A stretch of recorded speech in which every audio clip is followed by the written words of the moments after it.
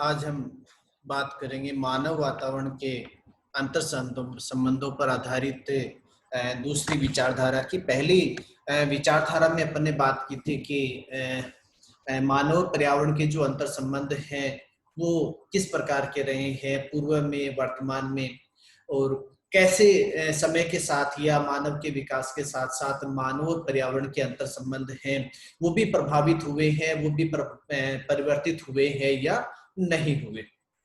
आज वर्तमान समय में जैसी मानव पर्यावरण के अंतर संबंध है वैसे पर्यावरणीय अंतर संबंध पूर्व में रहे हैं या नहीं रहे। तो मानव पर्यावरण के अंतर संबंधों पर आधारित विचारधाराओं में तीन विचारधाराओं की अपन ने बात की थी। पहली विचारधारा में अपन ने बात की थी निश्चयवादी विचारधारा। निश्चयवादी विचारधारा जिसको पर्यावरणीय निश्चयवाद भी कहा जाता है, वातावरणीय निश्चयवाद भी कहा जाता है।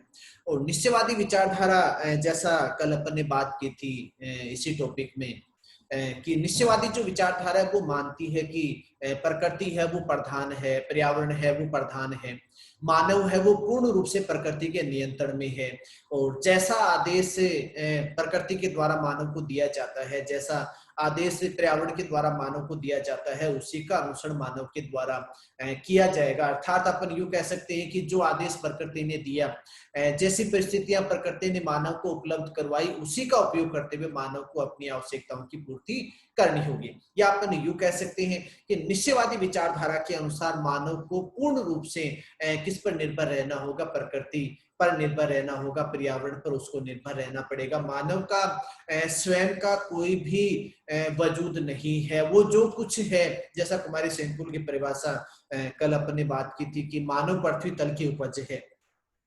तो मानव है वो जो कुछ है वो सब कुछ प्रकृति की देन है। वो पृथ्वी का बच्चा है, उसका पालन पोषण भी पृथ्वी ने किया है, पालन पोषण है वो पृथ्वी ही करती है। उसका शारीरिक, मानसिक, आर्थिक, सामाजिक जो भी विकास है वो सब किस पर निर्भर है, प्रकृति या पर्यावरण पर निर्भर है। लेकिन इस निश्चयवादी विचारधारा के विपरीत एक नई विचारधारा प्रारंभ हुई। समय के विकास के साथ एक नई विचारधारा का उद्भव हुआ और जिस विचारधारा को अपन ने कहा संभववाद विचारधारा। अब जैसा नाम से भी स्पष्ट है, संभववाद, संभव, पॉसिबिलिज्म, पॉसिबल, आपने कहते हैं ना सब everything is possible, nothing is impossible. तो संभववादी विचारधारा भी इसी बात का अनुसरण करती है, इसी बात का उन्होंने समर्थन किया है कि मानव है उसके द्वारा परिवर्तन किया जा सकता है। जैसी भी पर्यावरणीय दशा है, चाहे प्राकृतिक पर्यावरण हो, चाहे मानवीय पर्यावरण यानी वातावरण की यहाँ पे बात करें, चाहे प्राकृतिक वातावरण हो, चाहे मानवीय वातावरण हो, तो उसमें मानव है वो परिवर्तन कर सकता है। उसके द्वारा परिवर्तन करना संभव है क्योंकि जैसा नाम से भी स्पष्ट है कि संभववाद, तो संभव है किसके द्वारा? मानव के द्वारा। कि मानव अपनी आवश्यकता के अनुसार, मानव अपनी क्षमता के अनुसार, क्योंकि सबसे महत्वपूर्ण बात संभववादी विचारधारा में जो आती है वो मानवीय क्षमता की आती है कि मानव को प्रकृति है या जो पर्यावरण है, जो भी पर्यावरण है, प्राकृतिक है, मानवीय है, तो जो भी पर्यावरण है, जो प्रकृति है, उसको अवसर उपलब्ध करवाती है और उन अवसरों का उपयोग मानव के द्वारा अपनी आवश्यकता की पूर्ति में किया जाएगा। कि लेकिन किसके अनुसार किया जाएगा? मानवीय क्षमता के अनुसार किया जाएगा, मानवीय छांट के अनुसार किया जाएगा। छांट का यहाँ पे अर्थ है वो मानवीय क्षमता से लिया जाता है। जैसा स्पष्ट भी है कि इस विचारधारा के अनुसार मानव की क्षमताओं को पर्यावरणीय शक्तियां नियंत्रित नहीं कर सकती, वह प्रभाव डाल सकती है। अब यहाँ पे आप देखिए निश्चयवादी विचारधारा ने क्या कहा। निश्चयवादी विचारधारा के समर्थक जो जर्मन भूगोलवेत्ता हैं उन्होंने कहा कि मानव है उस पर प्रकृति का नियंत्रण है, पर्यावरणीय जो शक्तियां हैं वो मानव को नियंत्रित करती हैं। जबकि संभववादी विचारधारा कहती है कि पर्यावरणीय जो शक्तियां हैं वो नियंत्रित नहीं करती, वो केवल प्रभाव डालती है, यानी केवल प्रभाव डालने का कार्य करेंगी। क्योंकि संभववादी विचारधारा नियंत्रण शब्द का उपयोग नहीं करती है, वो करती है प्रभाव शब्द का। कि पर्यावरणीय जो शक्तियां हैं, जो भी पर्यावरणीय शक्ति है, भौतिक है, मानवीय है, भौगोलिक परिस्थितियां हैं, जो भी परिस्थिति है, तो वो केवल प्रभाव डाल सकती है, लेकिन मानव की क्रिया को या मानव को किसी भी रूप में नियंत्रित नहीं कर सकती। दूसरी बात अपन ने निश्चयवादी विचारधारा में अपन ने बात की थी कि संभववादी विचारधारा का जो जन्म है वो जर्मनी से हुआ। कि जर्मन जो भूगोलवेत्ता हैं, जर्मन संप्रदाय के जो समर्थक हैं, जर्मनी के जो भूगोलवेत्ता हैं, उन्होंने निश्चयवादी विचारधारा का समर्थन किया।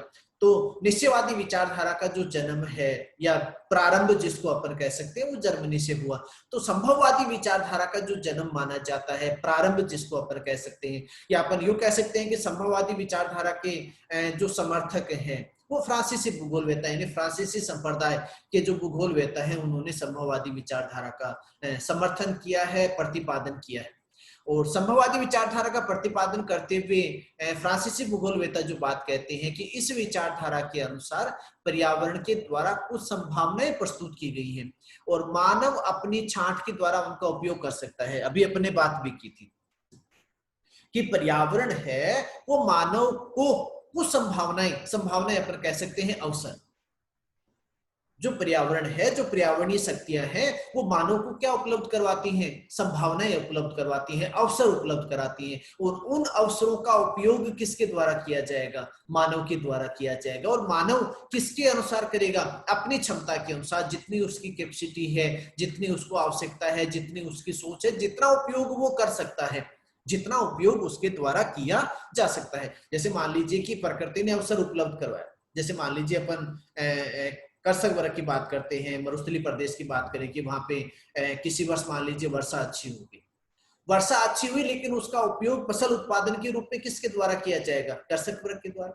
अब कर्षक वर्ग उस वर्षा का, उस जल का फसल उत्पादन में कितना उपयोग करता है, ये किस पर निर्भर करेगा, स्वयं कर्षक पर निर्भर करेगा। भाई प्रकृति ने जल उपलब्ध करवा दिया, वर्षा के रूप में धरातल को जल की प्राप्ति हो गई, लेकिन उसका सदुपयोग करना, उसका उपयोग करना किस पर निर्भर है, कर्षक वर्ग यानी मानव पर निर्भर है। तो प्रकृति ने पर्यावरणीय संभावना उपलब्ध करवा दी, अवसर उपलब्ध करवा दिए, लेकिन उसका उपयोग मानव अपनी क्षमता के अनुसार, अपनी छांट के अनुसार स्वयं में करेगा।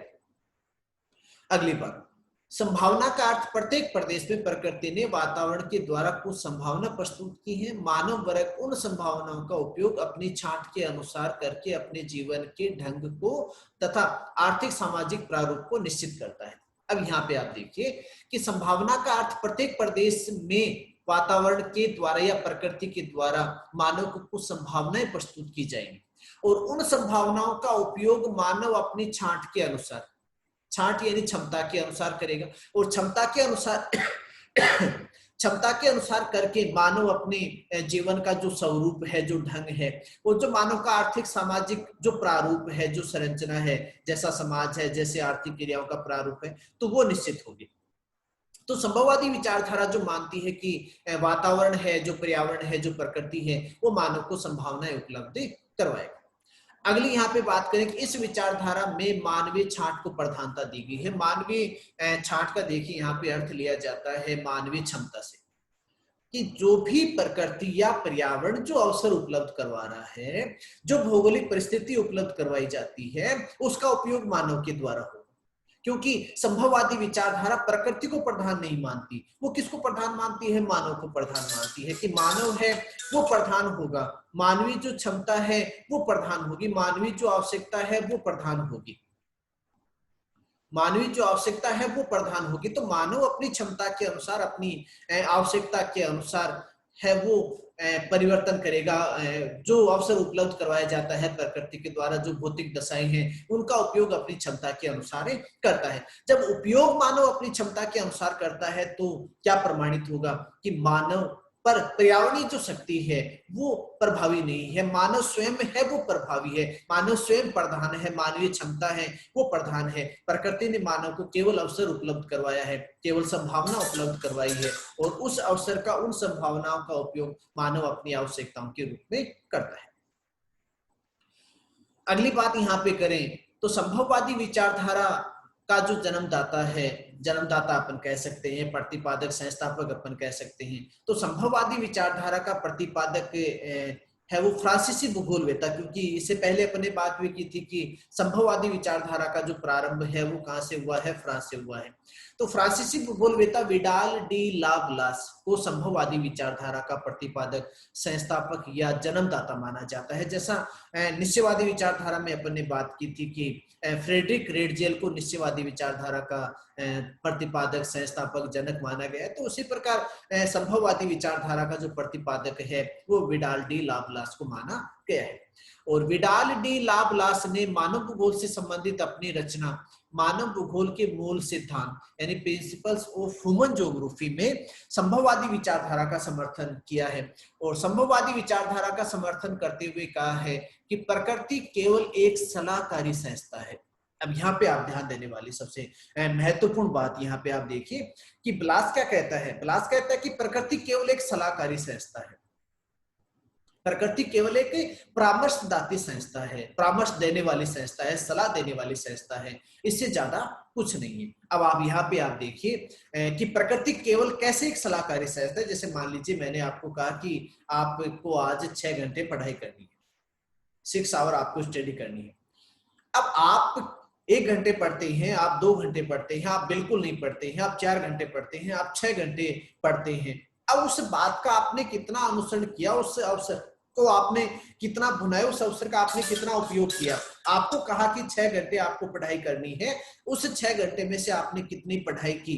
आपने 1 घंटे पढ़ा, 2 घंटे पढ़ा, 3 घंटे पढ़ा, 4 घंटे पढ़ा, लेकिन केवल मैंने आपको कहा कि 6 घंटे पढ़ना है, तो मैं किसके रूप में, प्रकृति के रूप में, जिसने आपको कहा कि 6 घंटे आपको स्टडी करनी है, लेकिन आपने कितने घंटे की ये आप पर निर्भर है। आप पे कोई ये नहीं कि मैंने आपको यदि कह दिया कि 6 घंटे तो आप 6 घंटे ही पढ़ेंगे। वो आपकी इच्छा पर, आपकी रुचि पर, आपके अनुसरण पर निर्भर है कि मैंने यदि आपको 6 घंटे का कहा तो आप उसका कितना अनुसरण करते हैं, वो आप पे निर्भर करेगा। तो इस रूप में प्रकृति केवल किसके रूप में होगी, एक सलाहकारी संस्था के रूप में होगी। प्रकृति ने केवल आपको अवसर उपलब्ध करवा दिया, भौगोलिक परिस्थितियां आपको उपलब्ध करवा दी, भौतिक दशाएं आपको उपलब्ध करवा दी, लेकिन उसका उपयोग तो किसके द्वारा किया जाएगा, मानव के द्वारा किया जाएगा। जैसे मान लीजिए आप बात करें कि किसी क्षेत्र में, क्षेत्र विशेष में खनिज संसाधन के रूप में लो एस उपलब्ध है। अब लो एस की यदि उपलब्ध है तो उसका उपयोग, खनन और उपयोग किसके द्वारा किया जाएगा, मानव के द्वारा। वो लो एस अपने आप भूमि से, धरातल से बाहर नहीं आएगा, बाहर आकर उसका अपने आप रूप परिवर्तन नहीं होगा। प्रकृति ने अवसर उपलब्ध करवा दिया, आपको संसाधन उपलब्ध करवा दिया, प्रकृति में उपलब्ध है, धरातल में उपलब्ध है, भूग्रह में उपलब्ध है, लेकिन उसका उपयोग तो स्वयं किसके द्वारा किया जाना है, मानव के द्वारा किया जाना है। तो इस रूप में मानव है, और मानव उसका उपयोग किस रूप में करे, जो संसाधन, जो वस्तु उपलब्ध है उसका उपयोग कैसे करे और किस रूप में करे, यह स्वयं किस पर निर्भर करेगा, मानव पर निर्भर करेगा। तो संभववादी विचारधारा जो मानती है, और विडाल डी लाप्लास जो अपनी परिभाषा में कहता है कि प्रकृति केवल एक सलाहकारी संस्था है, प्रकृति केवल एक परामर्शदाती संस्था है, इससे ज्यादा कुछ नहीं है। तो मानव है वो यहाँ प्रधान होगा, प्रकृति केवल सलाह दे सकती है, उसको मानना या नहीं मानना, कितना मानना, ये स्वयं मानव पर निर्भर करेगा।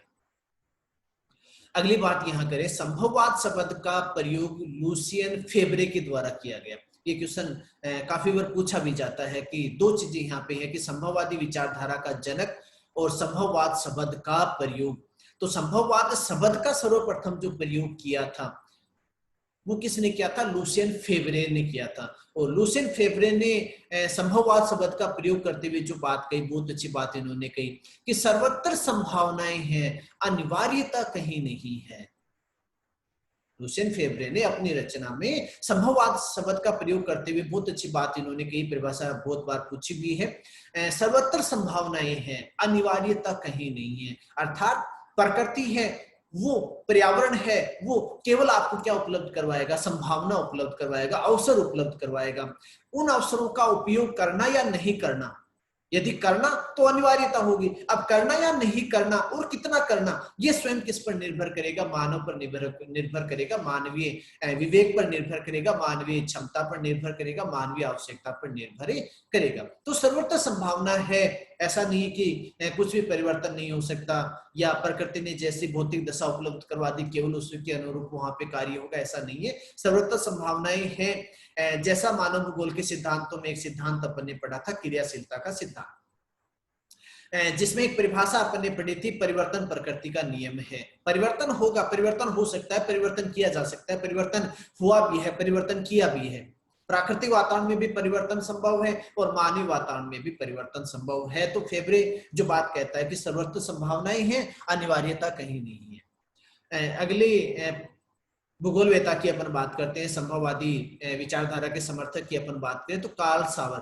और कार्ल सावर ने अपनी रचना सांस्कृतिक भूगोल, कल्चरल ज्योग्राफी में संभववादी विचारधारा का समर्थन करते हुए एक बहुत अच्छी परिभाषा इन्होंने दी है। परिभाषा भी बहुत बार पूछी हुई है। नियतिवादी नियंत्रण के बदले प्रभाव और प्रभाव के बदले समायोजन शब्द का प्रयोग करते हैं। जो नियतिवादी है वो वर्तमान समय में, पहले वो नियंत्रण शब्द का उपयोग करते थे, लेकिन वर्तमान समय में वो किसका करते हैं, प्रभाव शब्द का। और प्रभाव के बदले किसका प्रयोग किया जाने लगा है, समायोजन का। तो यहाँ पे आप देखिए कि जो नियतिवादी निश्चयवादी जो विचारधारा के समर्थक हैं, वो पहले जो ये कहते थे कि नियंत्रण में है, मानव प्रकृति के पूर्ण रूप से नियंत्रण में है, आजकल वो ही नियंत्रण शब्द के स्थान पर कौन से शब्द का प्रयोग करने लगे, प्रभाव शब्द का। वो खुद निश्चयवादी विचारधारा के जो समर्थक हैं, जो भूगोलवेता हैं, जो जर्मन भूगोलवेता हैं, वो इस बात को मानने लगे कि प्रकृति का, पर्यावरण का मानव पर नियंत्रण नहीं बल्कि प्रभाव है।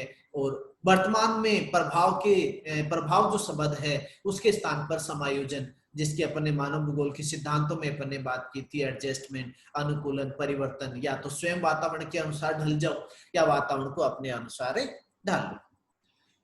अगले भूगोलवेता की बात करते हैं जेन ब्रून्स। जेन ब्रून्स ने अपनी रचना ह्यूमन ज्योग्राफी, मानव भूगोल में संभववादी विचारधारा का समर्थन करते हुए बहुत अच्छी बात कही कि मानव अपने वातावरण को चुपचाप सहन नहीं करता बल्कि परिवर्तन करने में क्रियाशील रहता है। अब आप देखिए इसकी विस्तार से बात अपन ने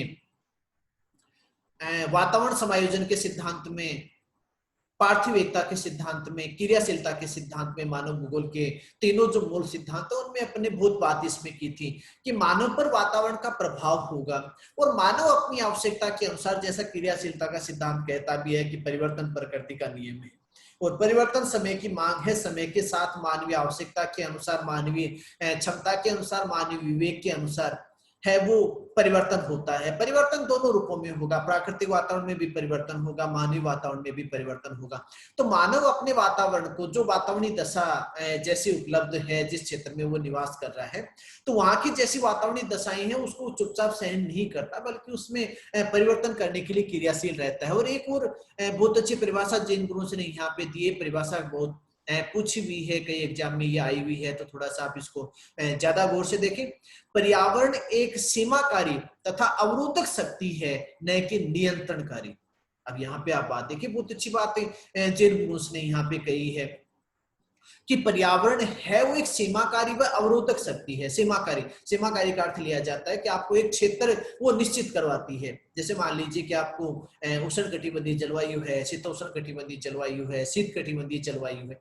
अब बाजरे का जो उत्पादन है वो शीतकटिबंधीय जलवायु में नहीं होगा, उसके लिए उच्च तापमान की आवश्यकता होगी। तो पर्यावरण क्या कर रहा है, भौतिक दशा आपको उपलब्ध करवा रहा है कि इतने डिग्री सेल्सियस तापमान होगा, वहां पे इस फसल का उत्पादन किया जाएगा, ऐसी धरातलीय संरचना होगी, वहां पे इस फसल का उत्पादन किया जाएगा। और जितने क्षेत्र में वैसी दशा है, वैसी धरातलीय संरचना है, उतने क्षेत्र में उस फसल का या उस क्रिया का किया जाना संभव होता है, उतने क्षेत्र वो क्रिया की जा सकती है। तो लेकिन यहाँ पे जो बात आती है कि पर्यावरण एक सीमाकारी होगी, एक क्षेत्र वो निश्चित कर रही है, अवरोधक है कि उससे आगे के क्षेत्र में आप वो कार्य नहीं कर सकते, बल्कि वो आपको नियंत्रण नहीं कर सकते। वो नियंत्रण करने का, आपको बांधने का कार्य नहीं करेगी कि इतने क्षेत्र में ही आप कर सकते हैं, इससे आगे के क्षेत्र में आप नहीं कर सकते। आप कर सकते हैं, लेकिन आपको जो रिजल्ट, जो परिणाम मिलना चाहिए वो आपको उतना प्राप्त नहीं होगा। तो इस रूप में यदि बात की जाए तो पर्यावरण है वो एक सीमाकारी, एक अवरोधक शक्ति है, न कि नियंत्रणकारी शक्ति है। अगली यहाँ पे अपन बात करते हैं अगले संभववादी विचारधारा के समर्थक ईसा बोमेन। और ईसा बोमेन ने अपनी रचना दी पोइनियर फ्रिंग में कहा है कि प्राकृतिक शक्तियां कोई भी सभ्यता को पूर्ण नष्ट नहीं कर सकती। प्राकृतिक शक्तियां कभी भी सभ्यताओं को पूर्ण नष्ट नहीं कर सकती, वे केवल मानव द्वारा त्यागी या अपनाई जाती है। यहाँ पे आप देखिए बहुत ही सारगर्भित बात ईसा बोमेन ने अपनी रचना में कही है कि प्राकृतिक जो शक्तियां हैं उन्होंने कभी भी किसी सभ्यता को नष्ट नहीं किया। नष्ट किसने किया? स्वयं मानव ने किया। जो प्राकृतिक शक्तियां हैं उन्होंने तो आपको भौतिक दशा उपलब्ध करवा दी, आपको प्राकृतिक जो सुविधाएं हैं वो आपको उपलब्ध करवा दी, लेकिन उसका उपयोग जो मानव ने किया, उसका अधिक यदि उपयोग किया है या विनाशकारी यदि उपयोग किया है, तो वो सभ्यता वहां पे क्या हुई, समाप्त हुई। जो सभ्यता समाप्त हुई उसमें प्राकृतिक शक्तियों का कोई योगदान नहीं है, उसमें योगदान किसका है, स्वयं मानव का है। इसलिए संभववादी विचारधारा जो मानती है कि मानव है वो पूर्ण रूप से प्रधान है। एक और भूगोलवेता की बात करें तो जब वैसे जर्मन दार्शनिक है हिगल, और उन्होंने संभववादी विचारधारा का समर्थन करते हुए बात कही है कि मेरे सामने निश्चयवाद की बातें मत करो, क्योंकि निश्चयवाद कहता है कि नियंत्रण, तो मेरे सामने निश्चयवाद की बातें मत करो। पहले जहां यूनानी निवास करते थे वहां अब तुर्क निवास करते हैं, अर्थात साम्राज्य परिवर्तन हुआ है। अब साम्राज्य परिवर्तन हुआ क्योंकि निश्चयवाद तो कहता है कि मानव पूर्ण रूप से नियंत्रण में है, मानव है वो किसी प्रकार का कोई परिवर्तन नहीं कर सकता, जबकि परिवर्तन हुआ कि जहां पे पहले यूनानी लोगों का निवास था वहां पे अब तुर्क लोगों का निवास है। यानी परिवर्तन की क्रिया हुई है, चाहे वो आर्थिक परिवर्तन हो चाहे सामाजिक परिवर्तन हो, परिवर्तन हुआ है। परिवर्तन हुआ यानी संभव है, संभव है। तो वो कौन सी विचारधारा है, संभववादी विचारधारा। उसको संभव किसने बनाया, स्वयं मानव ने उसको संभव बनाया है। अगले भूगोलवेता की बात करें जिन्होंने संभववादी विचारधारा का समर्थन किया, डिमांजिया।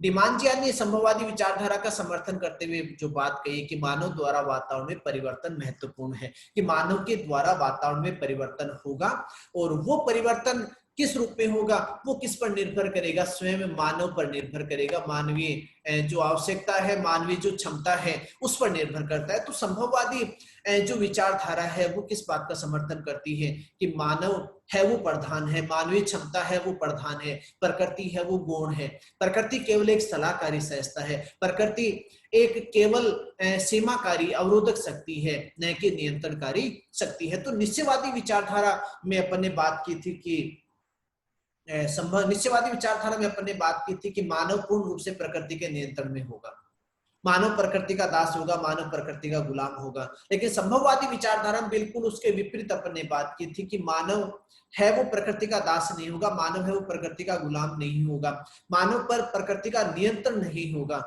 बल्कि मानव पर प्रकृति का, पर्यावरण का प्रभाव होगा। और प्रभाव भी किस रूप में होगा कि मानव अपनी आवश्यकता के अनुसार जो कार्य करेगा, अपनी क्षमता के अनुसार जो कार्य करेगा, उन कार्यों को वहां की भौतिक जो दशाएं हैं वो उस पर प्रभाव डालने का कार्य करती है। और उन भौतिक दशाओं का उपयोग मानव अपनी क्षमता के अनुसार करता है, अपने विवेक के अनुसार करता है, अपनी छाट के अनुसार करता है, और उनका उपयोग करते हुए मानव अपनी आवश्यकताओं को पूरा करेगा। तो संभववादी विचारधारा की यदि बात की जाए तो संभववादी विचारधारा मानती है कि मानव पर प्रकृति का प्रभाव है, मानव पर पर्यावरण का प्रभाव है, लेकिन नियंत्रण नहीं है। प्रभाव है इसका अर्थ लिया जाएगा कि मानव है वो प्रधान है, मानवीय क्षमता है वो प्रधान है। तो निश्चयवादी विचारधारा के अनुसार प्रकृति प्रधान है, पर्यावरण प्रधान है, जबकि संभववादी विचारधारा के अनुसार स्वयं मानव प्रधान है, मानवीय क्षमता प्रधान है।